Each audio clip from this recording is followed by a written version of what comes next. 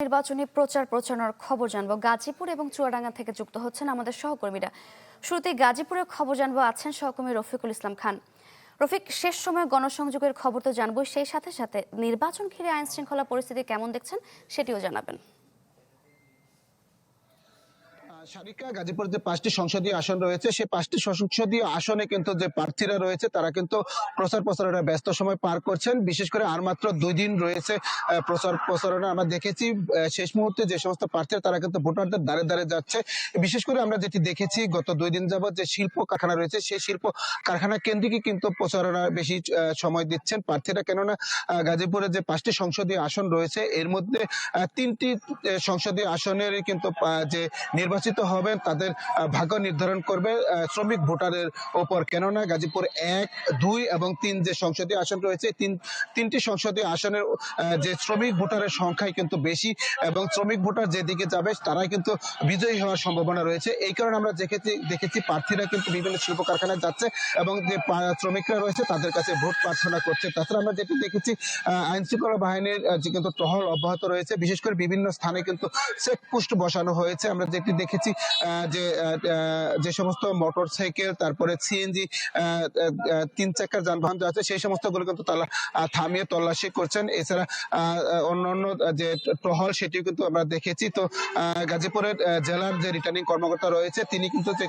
বলছেন 5টি সংসদীয় আসনে যাতে ভোটাররা নির্বিঘ্নে কেন্দ্রে গিয়ে তাদের ভোটাধিকার প্রয়োগ করতে পারে, পছন্দের প্রার্থীকে তারা ভোট দিতে পারে সেই ব্যবস্থা তারা নিয়েছেন এবং ভোট শেষে কেন্দ্র থেকে যেন বাড়িতে পৌঁছতে পারে, তাতে কোথাও কোনো ঝামেলা না হয় সেই ব্যবস্থাটা তারা করেছেন। এবং আইন শৃঙ্খলা বাহিনীর বিপুল সংখ্যক সদস্য নিয়োজিত থাকবে ভোট কেন্দ্রে এবং কেন্দ্রের বাইরে স্ট্রাইকিং ফোর্স নিয়োজিত থাকবে, সেটি আমাদেরকে নিশ্চিত করেছে। তাছাড়া ছোটখাটো অপরাধ হলে এবং মোবাইল কোর্টের মাধ্যমে যেন তাৎক্ষণিক সাজা দেওয়া হয় সেই ব্যবস্থাও রেখেছে রিটার্নিং কর্মকর্তা, সেটি আমাদের নিশ্চিত করেছেন। এবং দেখার বিষয় আগামী 12 তারিখ যে সংসদ নির্বাচন অনুষ্ঠিত হতে যাচ্ছে সেই নির্বাচনে কত % ভোট কাস্টিং হয় এবং কারা শেষ বিজয়ের হাসিতে বিজয়ের মালা আসলে গলায় পড়ে সেটি এখন দেখার বিষয়। তো ভোটাররা যেটি দাবি করছেন আগামী 12 তারিখ যে গাজীপুরে 27,38,249 জন ভোটার রয়েছে তারা তাদের ভোটে 5 জন সংসদ সদস্য নির্বাচিত করবেন। তারা সংসদে গিয়ে এলাকার উন্নয়ন এবং সমস্যা নিয়ে কথা বলবে, এটি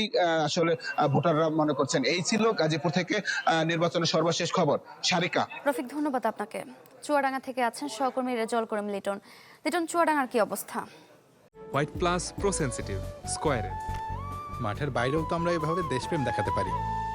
সারিকা, শেষ মুহূর্তে নির্বাচনী প্রচার প্রচারণায় জমে উঠেছে চুয়াডাঙ্গার প্রতিটি গ্রামগঞ্জ। আমি এখন আছি চুয়াডাঙ্গার শিল্পনগরী দর্শনার একটি গ্রামে, এটি শ্যামপুর গ্রাম। আমি একটু আগে শহরের চিত্র দেখাচ্ছিলাম এবং গ্রামে এসে দেখি এখানে বিএনপির প্রার্থীরা প্রচারণা চালাচ্ছেন। চুয়াডাঙ্গার এই 2 আসনে বিএনপির প্রার্থী আছেন বিজেএমই এর সভাপতি মাহমুদ হাসান খান বাবু। তো তার পক্ষে এই প্রচারণা চলছে এই গ্রামে। আমি আপনাদেরকে একটু আপনার মাধ্যমে দর্শকদেরকে একটু দেখাতে চাই। এখানে মাহমুদ হাসান খান বাবুর যারা সমর্থক আছেন, যারা নেতা আছেন তারা প্রচারণা চালাচ্ছেন। তারা তাদের ছোট ছোট যে ইয়েগুলো আছে, ভোটের বুলেটিন আছে, সেগুলো দিচ্ছেন। এবং আমরা একটু কথা বলবো, আমরা একটু জানবো যে আসলে ভোটের পরিবেশ কেমন, প্রচারণার কেমন চলছে। আচ্ছা, আপনি যদি আমাদেরকে একটু জানান যে আপনারা কি প্রত্যাশা করছেন, প্রচারণায় ভোটের পরিবেশ কেমন, 12 তারিখে ভোট কেমন হবে? বিসমিল্লাহির রহমানির রহিম।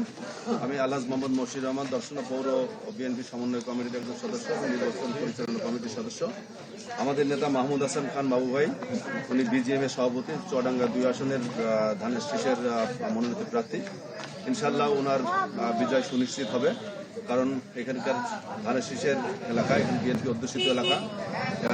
উনি একজন ক্লিন ইমেজের এবং সৎ এবং খুব প্রভাবশালী মানুষ।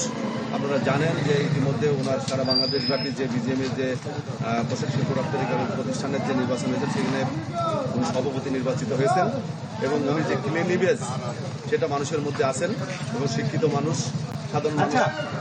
ভোটের পরিবেশটা কেমন হবে 12 তারিখে, কি প্রত্যাশা করছেন? ইনশাল্লাহ যদি প্রশাসন যদি নিরপেক্ষ ভূমিকা পালন করে আমরা আশা করছি যে অবশ্যই একজন সুন্দর পরিবেশে সুষ্ঠু নির্বাচন হবে। ধন্যবাদ। শুনছিলেন সারিকা যে বিএনপির যারা আছেন তারাও প্রত্যাশা করছেন তাদের প্রার্থী জয়ী হবে এবং সুন্দর পরিবেশে আগামী 12 তারিখ ভোট অনুষ্ঠিত হবে। তো এই ছিল চুয়াডাঙ্গা থেকে নির্বাচনের প্রচারণার খবর। সারিকা। লিটন, ধন্যবাদ আপনাকে। দর্শক, গাজীপুর এবং চুয়াডাঙ্গা থেকে আমরা নির্বাচনী প্রচারণার খবর জানছিলাম।